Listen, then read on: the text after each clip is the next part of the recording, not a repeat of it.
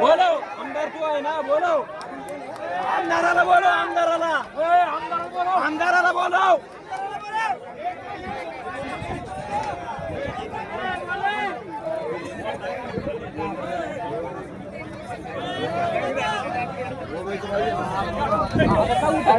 ऐका मी आपल्या सगळ्यांना एक नम्र विनंती करतो खासदार साहेब, काल आम्ही रात्री साधारण 1 वाजेपर्यंत आम्ही रोडेवाडी फाटेवर आंदोलनामध्ये होतो. स्वतः देवदत्त निकम होत आहे, मी होतो, शरददादा होते, आणखी डॉक्टर वगैरे सुरेश भाऊ सगळेच होते. आणि त्यांनी ठरवलं, वकील साहेब तुम्ही पण होते त्यावेळेस, असं ठरवलं की आजचं जे आंदोलन आहे त्याला काही झालं, किती प्रसंग आला तर अंगाला पक्षाचा कात्रा लावून घ्यायचा नाही. आणि आम्ही त्या मिनिटाला ठरवून टाकलं, वाटेल ते झालं तरी चालेल, पण ह्या गोष्टीत आपण जायचंय का त्या माणसाला न्याय मिळाला पाहिजे, याच्यासाठी आपल्याला काम करायचं. आमची साहेब तुम्ही इथं आलात, तुमचं 100% आम्ही स्वागतच करतो. जे जे अपेक्षित आहे, विजूला भाषण करण्यामध्ये मला आजही मूड नाही. मी काल सुद्धा भाषण करत नव्हतो, शेवटी सगळ्यांनी आग्रह केला म्हणून 2 मिनिटं बोललो. मला भाषण करण्यामध्ये इंटरेस्ट नाही.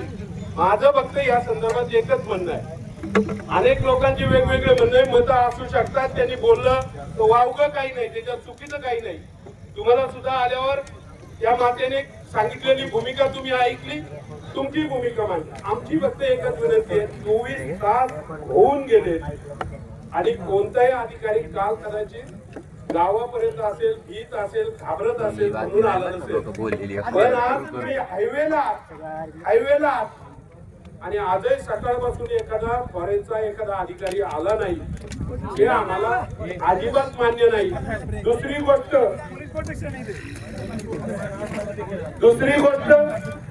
तुम्ही मिटिंगच्या निमित्ताने कलेक्टरला आमच्या समोर 2-3 फोन केले. कलेक्टरला सुद्धा तुम्ही लोकप्रतिनिधी म्हणून कलेक्टरला सुद्धा इथं आणलं पाहिजे आणि त्यांना ही बाजू कळलीच पाहिजे.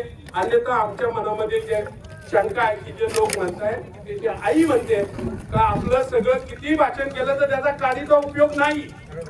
जोपर्यंत ज्याच्याशी बोलून काय घडणार आहे तो इथपर्यंत येत नाही तर आम्हाला त्याचं समाधान नाही. म्हणून माझी विनंती आहे, जर त्यांना इथं आणायचं असेल तुम्ही प्रयत्न करा, त्यांना फोन करा, विनंती करा, सांगा एकदा नॅशनल हायवे अडवलाय आणि एक 10 मिनिटांसाठी अडवलाय असं नाही. आम्ही त्या सकाळी वाजतानाच ठरवलंय. वाटेल ते झालं तर किती टाइम तुम्ही वाहतूक दुसरीकडून नेऊ शकता. आम्ही जोपर्यंत इथून वाहतूक परिपूर्ण येत नाही तोपर्यंत हलणार नाही असं आम्ही ठरवलं. मग झोपलो इथं तरी चालेल, पण या वेळेस न्याय घेऊनच पुढे जायचंय असं सगळ्यांचं मत आहे. ते माझं एकट्याचं मत नाही, आपल्या सगळ्यांचं आहे. आता राहिला प्रश्न, मी कालही सांगितलं, आजही सांगितलं, आमदारांना सुद्धा मी स्वतः सांगितलंय का तुम्ही लोकांची अपेक्षा आहे, भावना आहे, तुम्ही सुद्धा इथं आलं पाहिजे. आणि ते थोडीशी काहीतरी तब्येत बरोबर नाही ती